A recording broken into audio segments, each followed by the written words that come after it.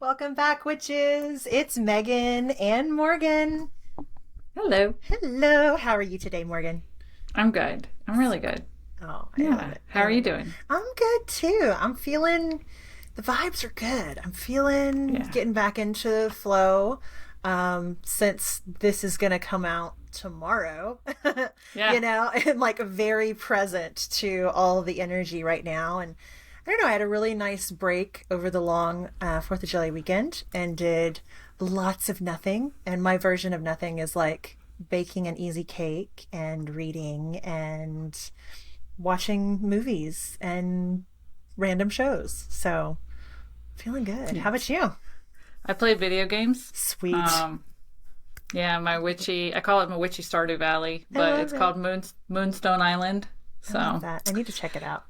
yeah, I played that for, I think the time was 4 hours on Saturday, and my son got home from work, and he's like, how long have y'all been sitting there? And we're like, 4 hours. He goes, those are amateur numbers. And I was like, oh my God. Spoken like a true gamer, right? Yeah, because we were both like, my husband and I both were kind of like, okay, we should put down Yeah, the we should get up and do controllers something else. and like do something else. And my son was like, no, those are amateur numbers. Whatever. So yeah. Oh my God. I love it. I love it. Yep. Ah, good. I'm glad. Yep. You needed those hours, even if they are amateur per game. Yep. Amazing. Well, today we're talking about surviving retrograde season. And, Mercury retrograde gets a whole lot of press. And we're not even currently like officially in Mercury retrograde for a few more days, but we are in Pluto and Neptune retrograde. So we're going to just dive into the retrogrades, I think, for the rest of the year. I've got all of those dates in front of me. So I have them via our calendar. yes, nice. That's why I was running around. The research has been done. Yeah, I was running around grabbing Planetary Magic book and pulling a magnet off of our refrigerator here at the office. Love it. I love it. Yeah. Well, do you want to kick us off with our Pluto retrograde? Yes. All right. And as you're doing that, I'll just say that Pluto retrograde started May 4th, 2025, and we are in it until October 13th of this year. Yeah, we counted it. So it is retrograde season, but I don't think we're going to we're only going to have, I think it's 3 days of like full frickin', oh my God, every planet is in retrograde, just about. We're only going to have 3 days of that. And I think I figured out it was something like, it's in November. Okay. There's only 3 days, and it's not until like November like 9th, 10th, and 11th, I think. It's something like that. And I can't remember how I figured this out, but it's because some are coming out in November and some are going in, and like some are going in and some are coming out. But like, I think it's three days in November or 3 days in October when we're going to have a crap I'm seeing a bigger overlap. That's so interesting. Oh, okay. Oh no. Oh no. Let me pull out my IGC planner, my Busy Witch planner. Yeah, because I'm showing, so we're currently in Pluto and Neptune retrograde. Yes. And Saturn retrograde starts on the 12th of this month. So that's going to be 3. And then we'll be in Mercury retrograde on the 18th. So that's 4. And then Uranus starts September 6th. Yes. And then I think it was another Mercury. Oh, Jupiter starts November 11th. Yeah. But by the time Jupiter starts, Pluto will be out. Yes. Yeah. So maybe the overlap was only minus a Jupiter. Maybe it was like, yeah.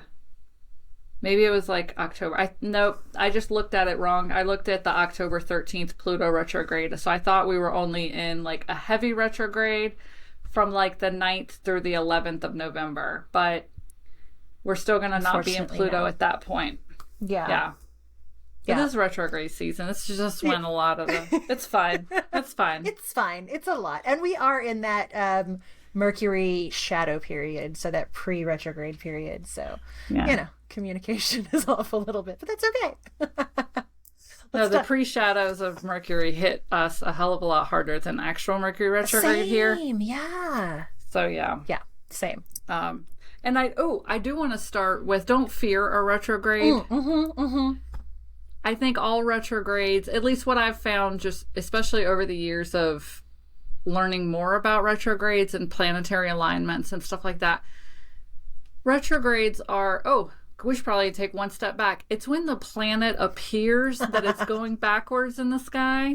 Yeah. Because of everything's not like a super sphere orbit around the sun. They're like weird shaped. So just from Earth's perspective, it looks like the planet's going backwards. Yeah. I always describe it as like driving past like a semi truck on the highway, and you're going like relatively the same speed, but there's a point where you start going a like slightly faster speed than the truck, and it looks like instead of you pulling forward, it looks like it's pulling back, and it's not. Like y'all are staying constant. So that's especially the inner planets like Mercury through Mars. That's what it looks like.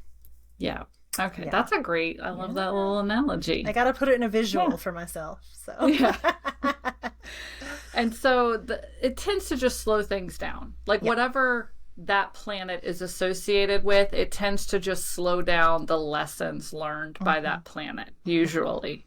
Or slow the energy down so you're going to learn those lessons. Yes. Okay. Yeah. All right. So Pluto, as Pluto is associated with destruction, rebirth, and transformation, Pluto retrograde is a time for deep cleansing to get rid of what no longer serves you so that you can be reborn stronger than ever. Yeah. So that's during Pluto retrograde, you want to let go of controlling situations or people. Secrets are revealed. That's always the big one, I think, is that there's a lot of secrets revealed or hidden things. Are revealed during Pluto retrograde. Huge personal transformations. And then like weak foundations crumble so that stronger foundations can be built. Yeah. So any structure that needs to come down, comes down. And sometimes, I will say, sometimes it is like the Tower Tarot card where it's like the tower's coming down and people are screaming and there's flames and all that. But that's really only for structures that are meant to come down. So... And right now we're seeing a lot of like oppressive structures being fought against and all that. And another thing I like to do is kind of think about what signs the planets rule. So Pluto is the modern ruler of Scorpio. So if you think about all of the Scorpio stuff where it's deep dive, inner work, shadow work, things unseen, it's all of that stuff kind of coming to light. Yes. And retrogrades, I think a reason a lot of people fear retrogrades is because retrogrades are, number one, a time to pause. And in our society, especially in Western society, like we don't like to pause at all. True. But number two, it's going to shake things up. And it's going to, depending on the retrograde. So like, for example, this one, structures that need to come down. But if this is a structure you've been used to, if this is a structure that you put into place and you want to almost not see that it's crumbly, then of course when the structure comes apart, there's an upheaval, there's change, there's all of that. And that's where people are like, no change bad, no, and that's where people begin to fear different planetary retrogrades. Right. And so as we go through these, it's a good idea to pull up your chart and see where these planets are in your personal chart, especially what houses they fall into, because that'll give you a clue as to where that shakeup might occur in your personal life. And just because it could happen doesn't mean it will. So don't fear the retrograde. Please. And if you're born during a retrograde too, this has just been, talking to people, over the years. Like there's a lot of people that Mercury retrograde, everything goes right for them. And I happened to ask someone one time, I'm like, were you born under a Mercury retrograde? And they looked at their chart. They're like, oh my God, I was. And so if you're born during that planetary retrograde, then there's a chance that because that's in alignment with you, then the retrograde will be in alignment with you and things will fall together. Like it, that could happen too. Yeah. And I mean, and one of the things also to note is that these outer planets, they move through a retrograde very slowly.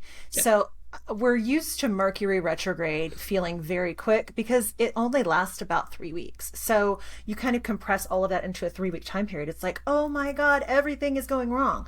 But if you do this over like a 4 or 5 month period with some of these outer planets, it's going to be a lot slower. You're going to see signs. You can make adjustments. So it's really like a refining process when you're looking at these larger planets, or further away planets, I guess. Pluto's itty bitty.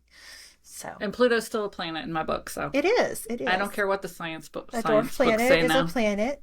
A planet's a planet, no matter how small. Yeah. Yeah. Yep.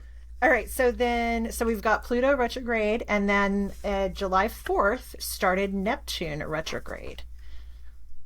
This is the fun one. By any chance, have your dreams been super freaking crazy for the last couple days? Yeah, I've been getting like really weird dreams. A lot of them are like anxious stress dreams, and I'm not feeling that anxiety awake.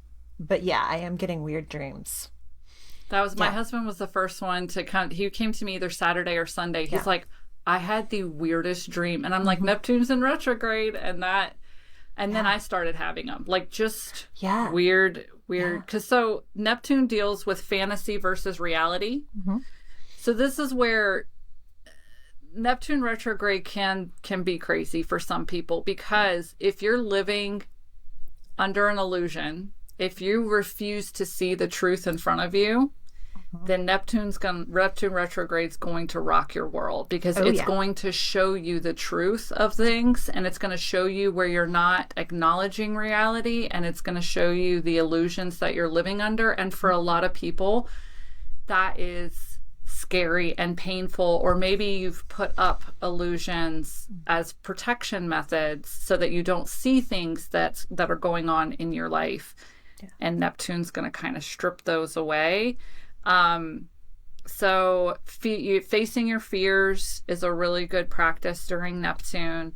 Understanding that as this clarity sets in and this fog is lifted from things in front of you, acknowledge them and understand that is reality being shown to you. That's not an illusion. So some people have things stripped away and they finally see people or situations for what they are.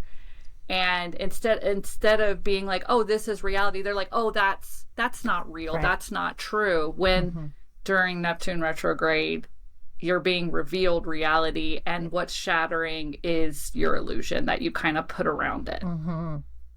Yeah. And then dreams. Dreams may contain messages to help. So yeah, though I just have noticed that dreams have been crazy lately. Yeah. Well, Neptune is, with Venus, the only other feminine energy planet, which I think is really curious. Again, it's going to be slow moving. And so these are going to be subtle shifts. You're going to notice kind of the weirdness, but it may not seem profound yet. So yeah, definitely like document your dreams right now. It's also the modern ruler of Pisces. So again, watery depths, intuition, inner stuff. So this is also a time where how we experience unity and how we experience empathy for other people and situations will kind of come to light, as will, along with those delusions and illusions and all that, as will any place that we have an addiction. And it may not be a substance addiction. It might be a Netflix addiction, or a working too hard addiction, or a shopping addiction, or whatever it is, right? So it might be that we realize, oh, I've become a little too dependent on this to fulfill this desire or to help soothe my emotions. So be on the lookout for that. Yep. And then Saturn goes retrograde July 12th. So just in a couple of days after this podcast airs. Yay.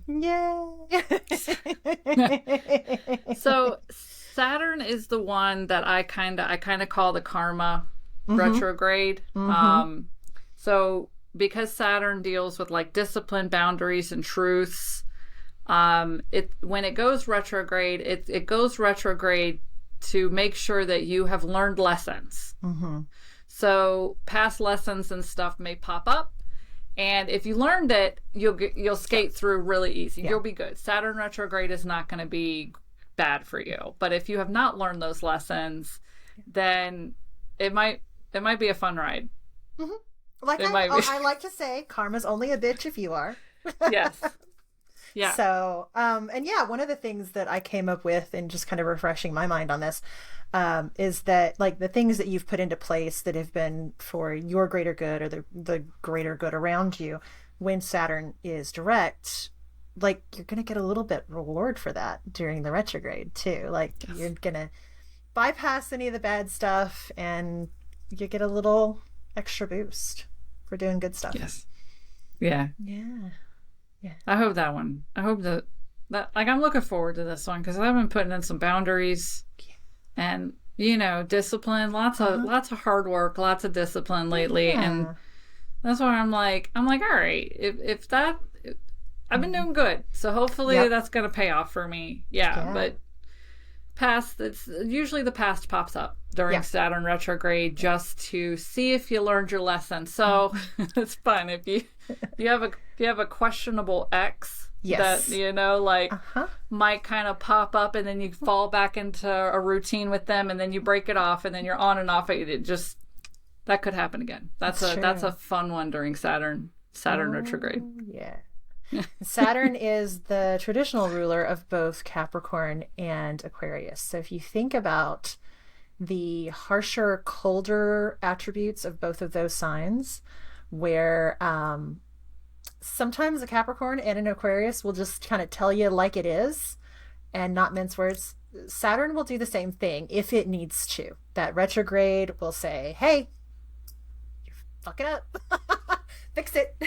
So any of the outdated kind of lessons that you've taught yourself are going to come into question, and you might get a kind of harsh reality check on a few things.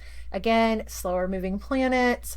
It's going to take us a little while longer to get through it, but yeah. And as someone born on a Capricorn Aquarius cusp, so I spent the first 20 years of my life 30 years almost, thinking I was a Capricorn, and then finding out I was a 0 degrees Aquarius. Another thing that we can both do is cut you off real easily. Yeah. So like ghosting, just being like, I'm not going to put up with this shit anymore, and just being like, meh. So that could be another thing that happens, is even making progress or thinking you're making progress, and then all of a sudden having a door slam in your face because the energy is like, this is not for you. And instead of nicely like dropping like Hansel and Gretel, like, oh, why don't you try this path over here? And you're like, no, I'm just going to continue on this path. The door will slam shut. It will. Yeah. Bam. Boom. Done.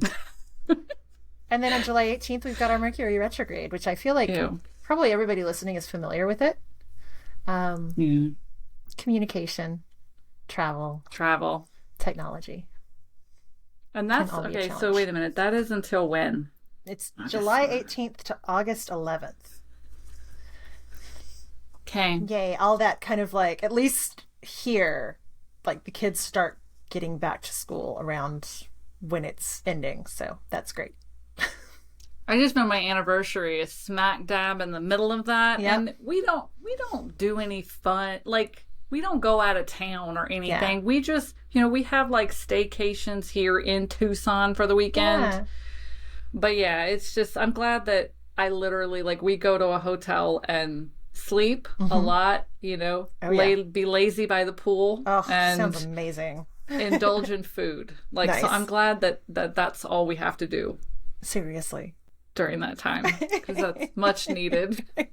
Right? Yeah. Is there anything you want to add to Mercury retrograde? Because I know we're just kind of like blowing through that one. Printers always screw up.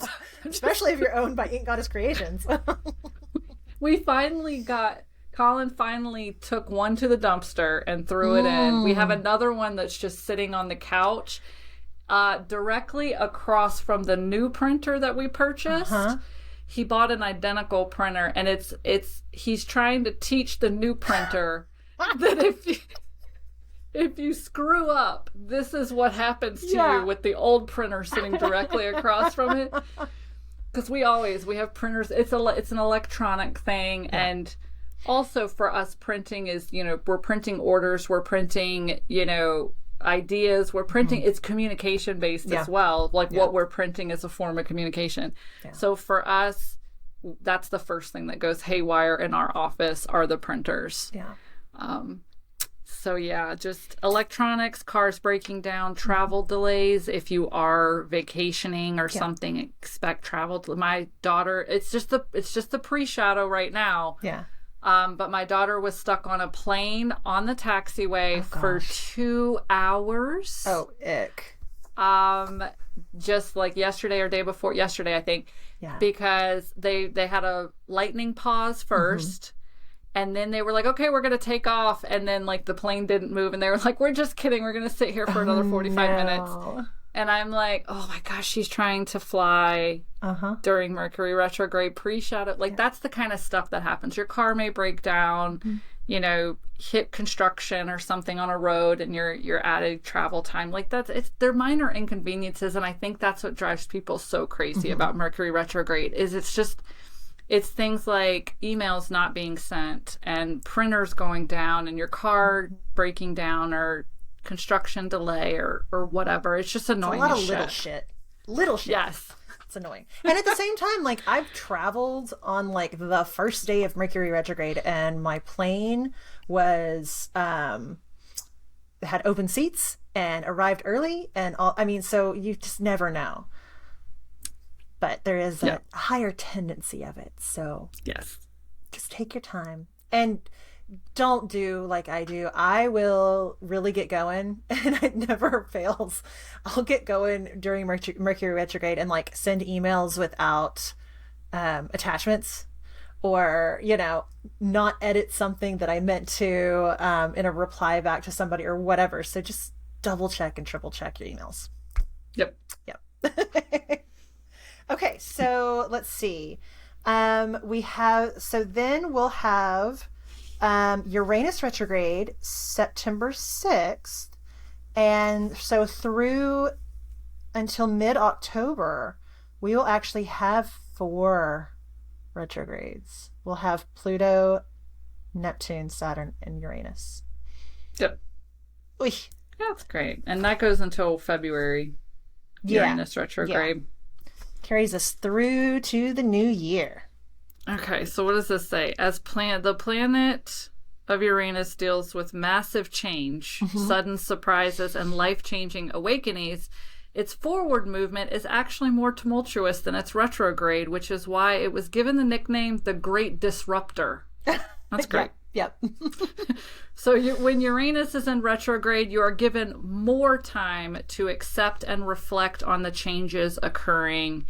And it says during retrograde, Uranus's focus shifts from global change to individual change. So still may have those life-changing events, but it's like a self-evolution, like a wake-up call internally, and then long-term change. You're given a little bit more time to put more structure or put more things into place for long-term change. So that's actually not a bad one. It's true. Quote unquote bad. Y'all should know, if you're listening, I'm using bunny quotation marks. Right. But with the word bad. Right. Because they're not bad, but it's one where a lot more positive things may come, or it might be smoother. Yeah. Less disruptive. So Uranus is the modern ruler of Aquarius. So if you think about that, there's a lot of what's wild, what's unique, what's innovative. So, as we kind of turn inward and we look at our own reality, it's almost like Uranus's power slows down enough for us to catch up and find that balance. It will again challenge you to look at those outdated structures in your life.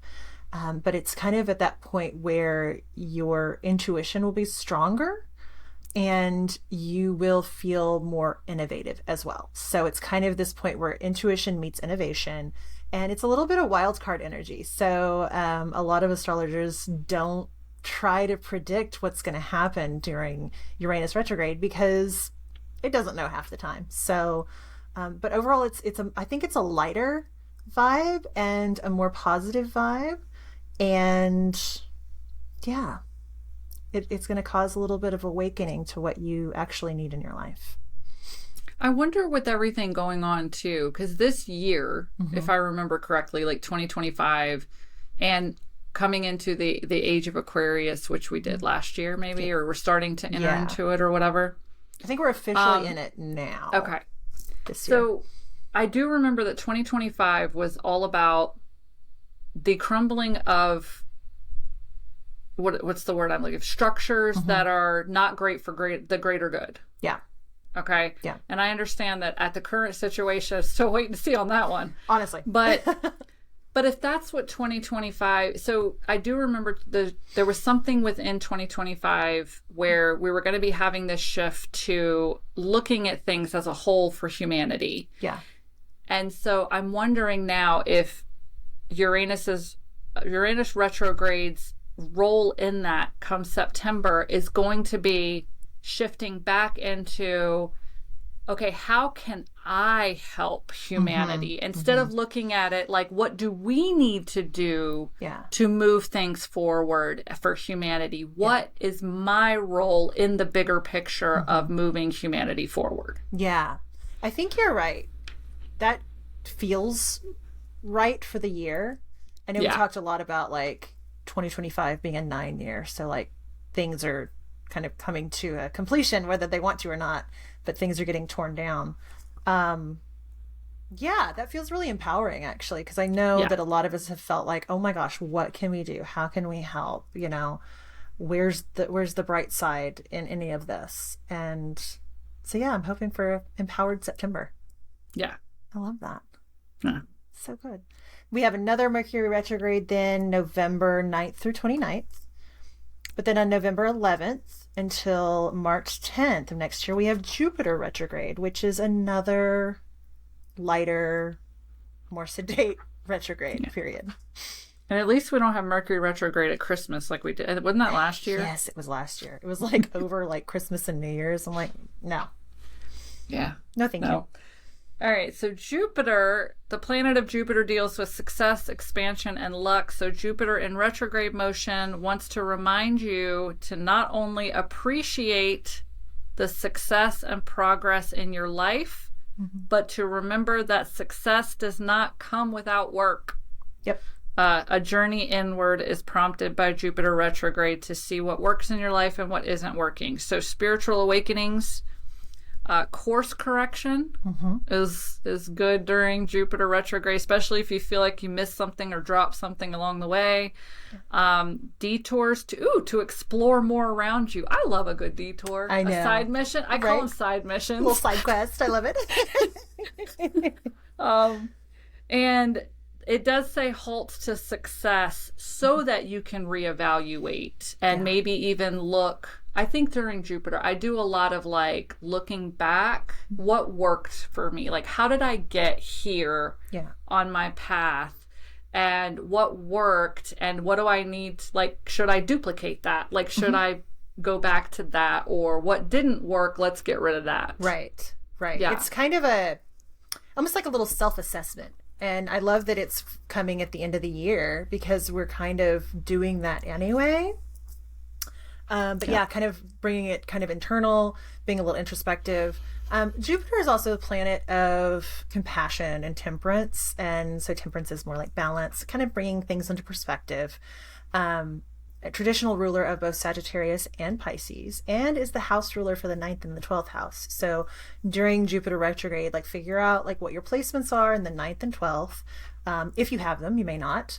And kind of look at where that falls in your chart to see where that reassessment and course correction is likely to fall. But it feels like a much more positive way to end the year than last year with what was it? We were both Mercury retrograde and like Mars retrograde. Mars. Yeah. Mars, thank God there was no... What, did Mars end? Oh, yeah. Yeah, so Mars retrograde was December 6th of 2024 to February 23rd. I hate a Mars. I do hate a Mars retrograde. I do too. I will say that. I do Everybody's too. angry. Everybody's angry during Mars retrograde. They are. Everybody's testy and bitchy and myself included. It's okay. We also did not have we had a Venus retrograde earlier this year. So that was March 1st through 12th. I don't know if I don't have it 2026's numbers with me, so I don't know when Mars or Venus are coming up again. I'm not sure because I only did the retrogrades that are starting in 2025 on my list. So yeah. But Mars, just to cover all of the planets, Mars retrograde. Everybody's just testy. It's just tempers are flared and yeah. And then Venus retrograde, you just usually have relationship issues, or it will shed light on and that can be relationships with anything, yourself, your work relationship, your money relationship. That was a big one. I think I remember that was a big one this year. Yeah, I remember that. Yeah. So, but also relationship. It'll just show you where the cracks are so that you can fix them, repair them, or get rid of them and start over. Yeah. I mean, because sometimes that's what you got to do. Feel it. Yeah. And I love it because our new, our photographer here is not witchy at all, but he is very open to learning everything. So it gives me great opportunity to fuck with him a lot. But we were telling him about retrogrades the other day, and he goes, "Does Earth ever go retrograde?" And I'm like, "Honey, Earth's been retrograde for the last couple years." And he's like, "Really?" And I'm like, no. It's a joke just to show that we don't know what the hell's going on with Earth. Yeah. I saw something online. It was like, can an astrology girl with bangs tell me which planet's in retrograde? Somebody was like, "Bro, I think it's Earth." That's how I feel. Every day there's just something new, and I'm like, something new. Like, what the hell, y'all? Yeah. I know. It's so crazy. That was good, though. And apparently my lawn guys are here because Trudy's working in the background. So I'm going to pull us a card. And apologies if, like, we're back-to-back card pulls because we decided to move this episode up so that y'all are prepared with all the retrograde stuff. All right. You're a 6th grade class president candidate with big dreams. What unrealistic campaign promise are you making to voters? I know mine. Oh, please start then, because I might need to copy off your paper. Every recess. A popsicle for every student at every recess. Oh my God. So I'm again overanalyzing the question so completely because when we were in 6th grade, when we were in high school, let's start with that. We had snack machines. Oh, we did too. With junk food in them. Oh, yeah. Yeah. And I know that is not a thing anymore. It's not. I know. It breaks my heart. But I feel like, so we had them in high school. I feel like 100% I would have made a promise to get one into the middle school. Nice. You know, with the Fruitopias we had, which I love the Fruitopias. Fruitopias, which literally said on the side contains 10% juice. Yeah. I'm surprised it contained that much juice. Those were so good, though. Yeah. Oh, my God. So I can remember, at least in high school, starting off my day with a Fruitopia because it was juice. Yep. And a honey bun. Nice. Yep. And so I can see myself having promised to get the really cool high school snack machines put into the middle school if I was president. When I was in 6th grade, I was still in elementary school. So they didn't change it until after I left, and then they moved the 6th grade up to middle school. So I very much was like still getting recess time as a 6th grader. That's why I was like, yes. Technically I was in intermediate school. Oh, they had us split up in the small town into primary school, which was K through 4. Okay. Yep. Intermediate was 5th and 6th. Middle school was 7th and 8th. Yeah. And then high school was 9th through 12th. But I want to say I don't think that's a thing anymore. I think they moved the 6th graders into the middle school. Yeah.